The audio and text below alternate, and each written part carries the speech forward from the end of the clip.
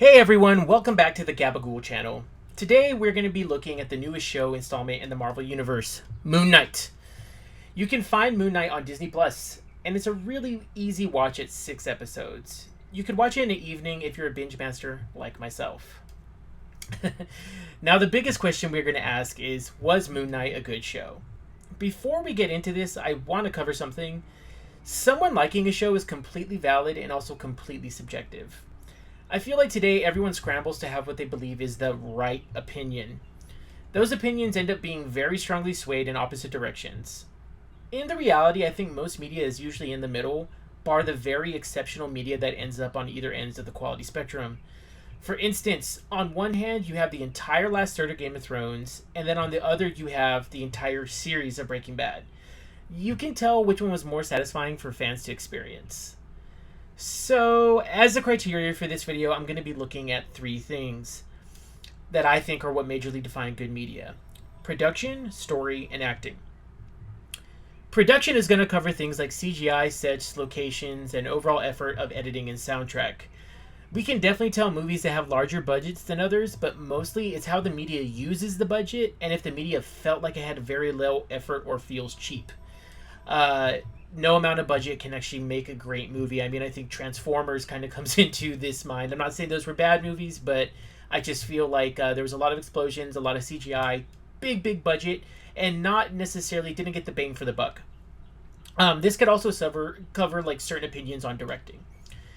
Story, I feel like it's self-explanatory. You can tell when movies have almost nothing else but a good story. Even if something was very simple to make and didn't have breakout acting, a cool story is enough to make you remember a movie usually. An example of this could be something like the horror film It Follows. The third item is acting. Now, one actor can do very well in a role. At times, someone's acting can be what people take from a movie.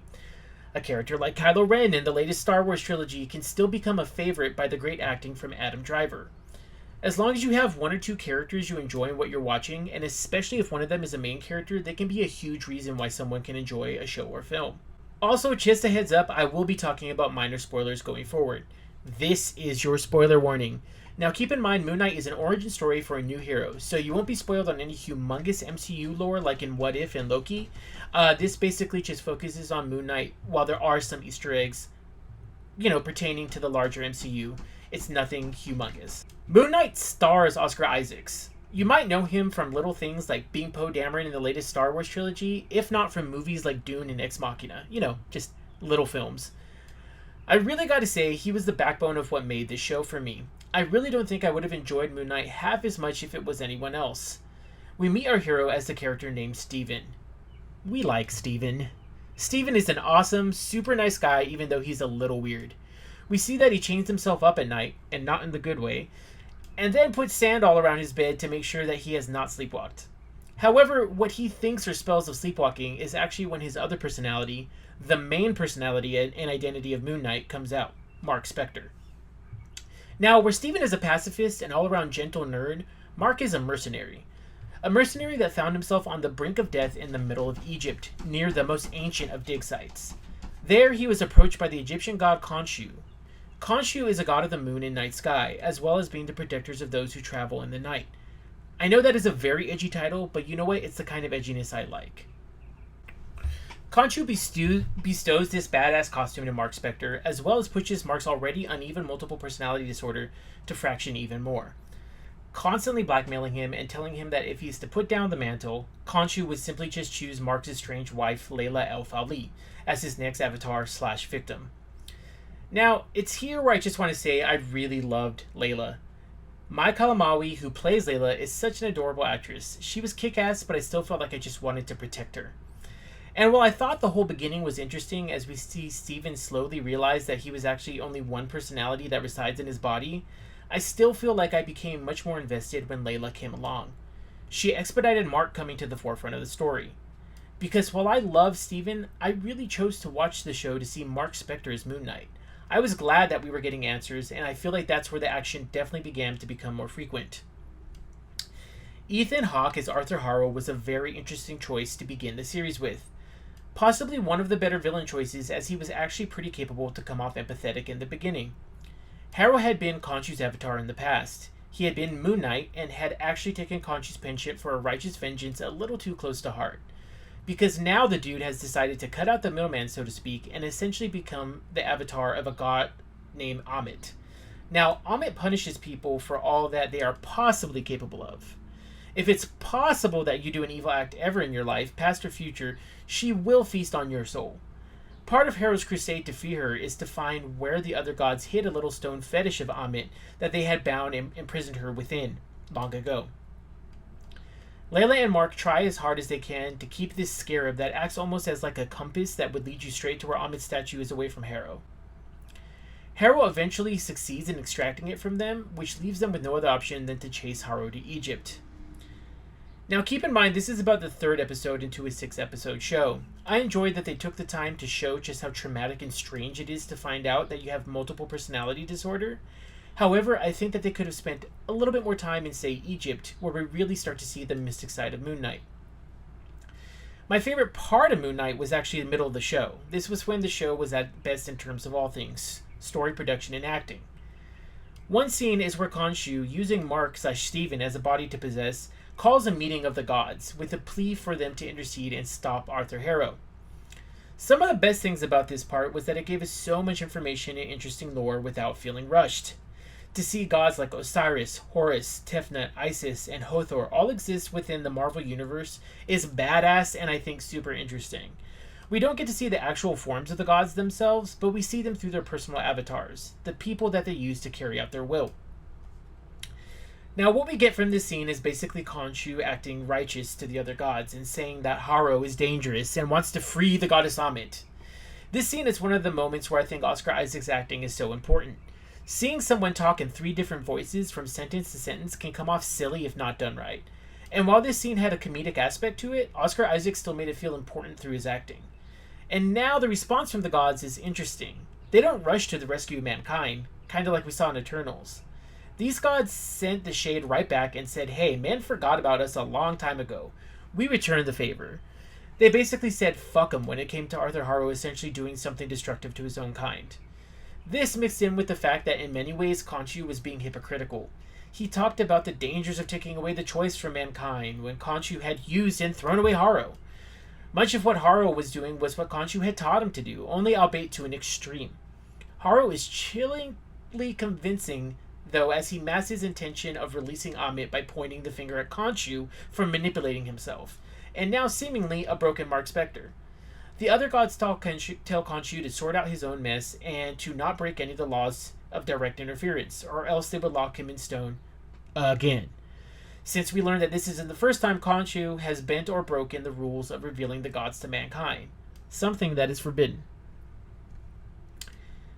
Now, for anyone who loves Egyptian mythology, hint, I like Egyptian lore, this show is awesome. You can tell how the director Mohamed Diab absolutely wants to show his home Egypt in a respectful, contemporary manner that displays their mythology and history for as epic and rich as it truly is. Plus, there's something kind of cool about this pantheon of gods, what Marvel calls the Ennead. It's basically more like Asgardians in the first Thor movie than they are the Eternals.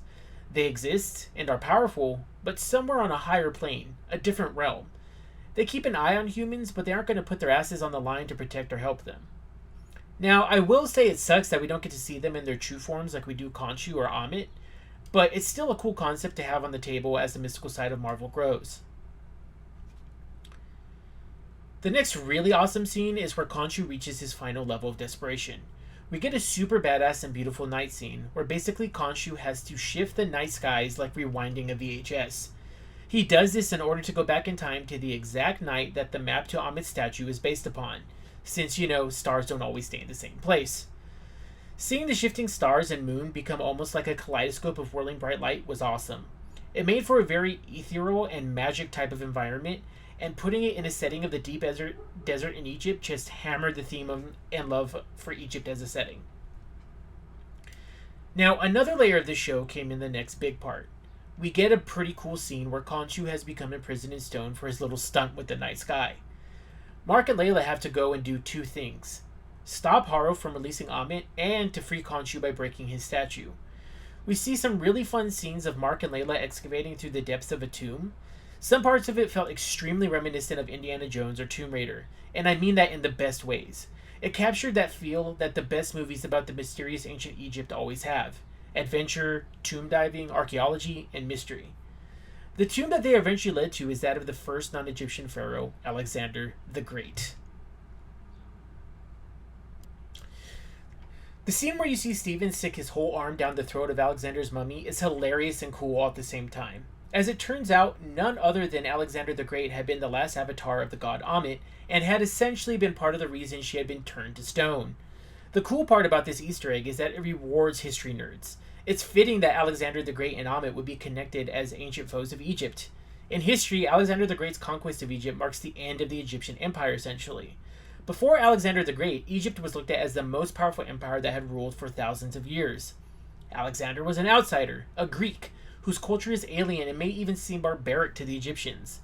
At the least, Alexander would be looked at as an absolute existential threat, as they now were not an autonomous empire, but relegated to be only a small part of a larger empire not controlled by an Egyptian ruler.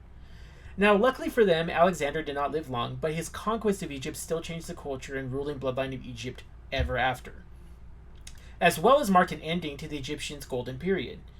So, knowing the history behind that, I think you can see why it's awesome that they just didn't say, hey, choose some ancient mysterious cool guy out of a hat, but made it to be a scene that helped reward those who have a prior love for Egyptian history. I always appreciate when creators kind of give a salute or wink to those who are avid and consistent fans of the genre. That tangent aside, what ends up happening is Haru's men ambush Mark and Layla. Now, remember Khonshu is imprisoned in stone, so Mark/Steven doesn't have any Moon Knight armor or powers to call upon.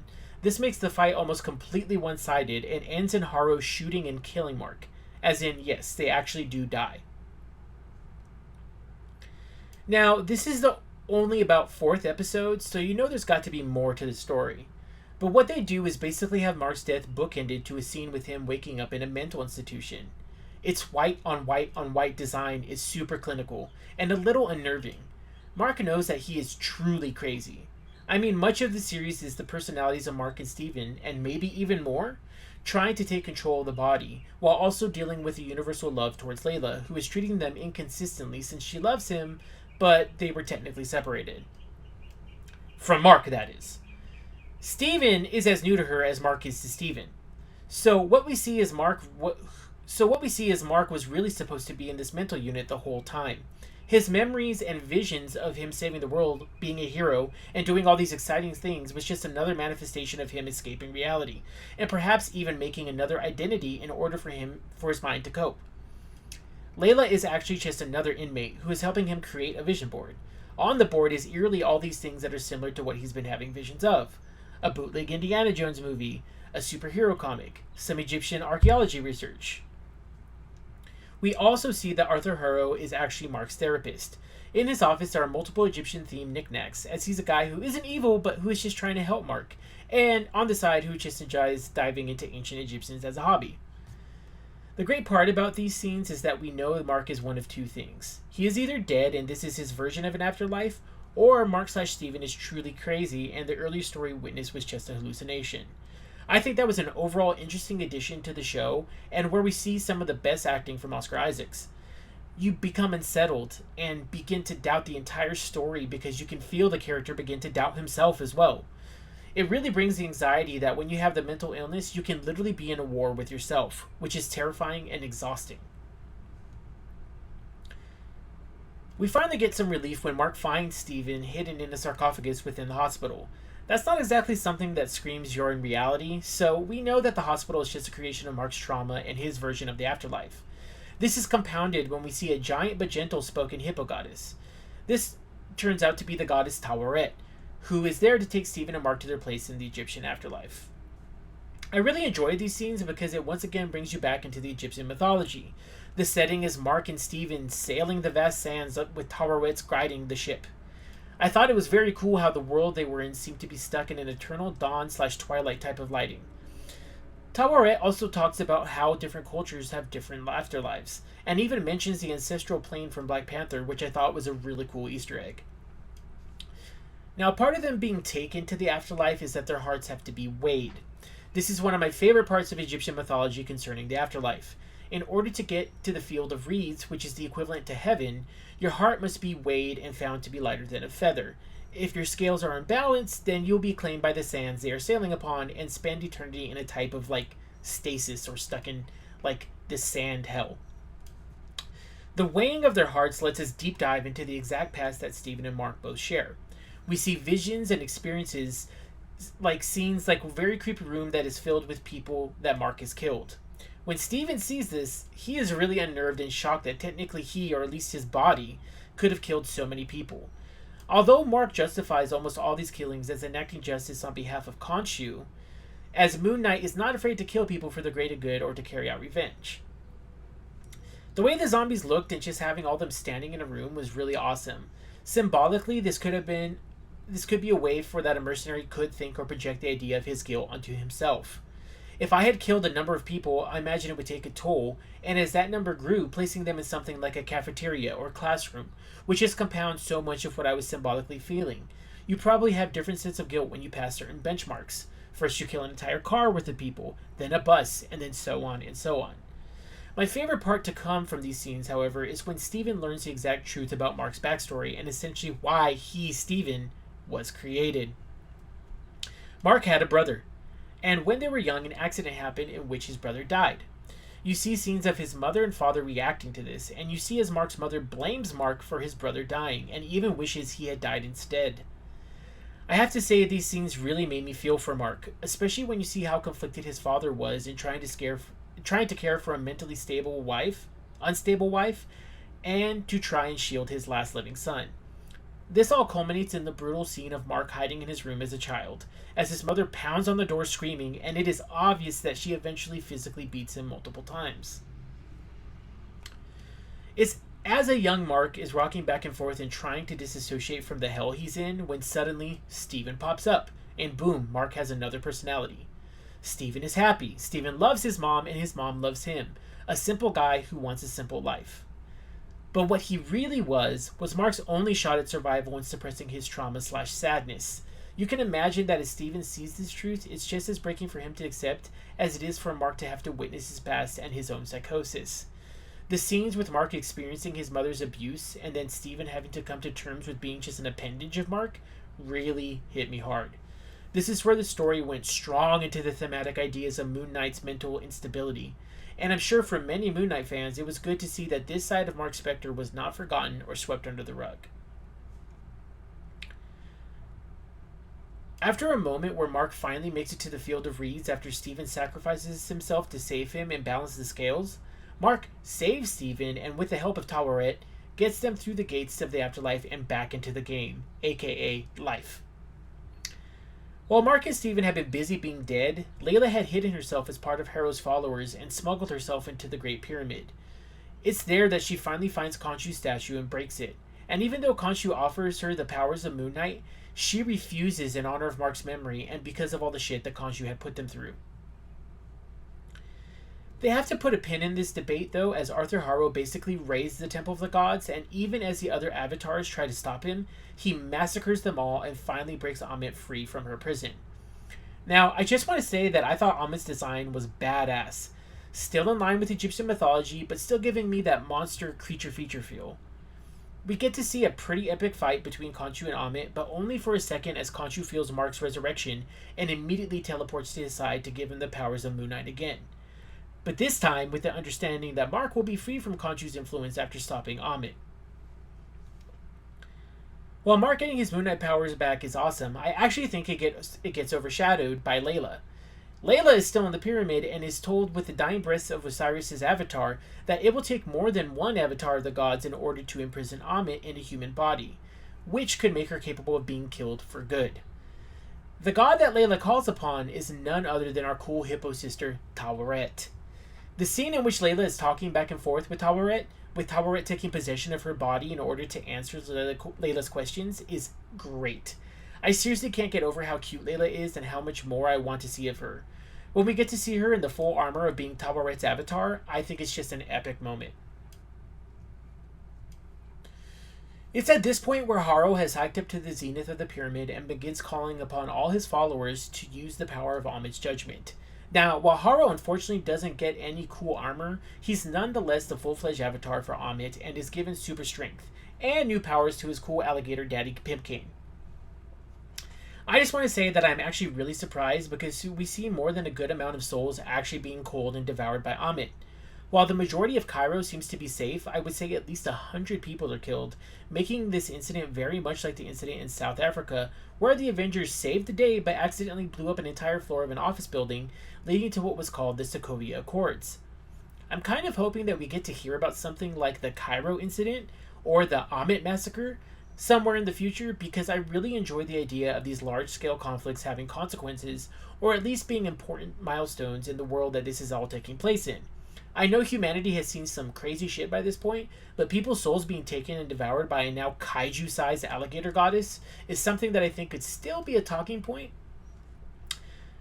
With the final fight, I really do think that everybody should see it for themselves. There wasn't anything specifically jaw-dropping in terms of action, but I think the combination of fights that were occurring is what made it epic.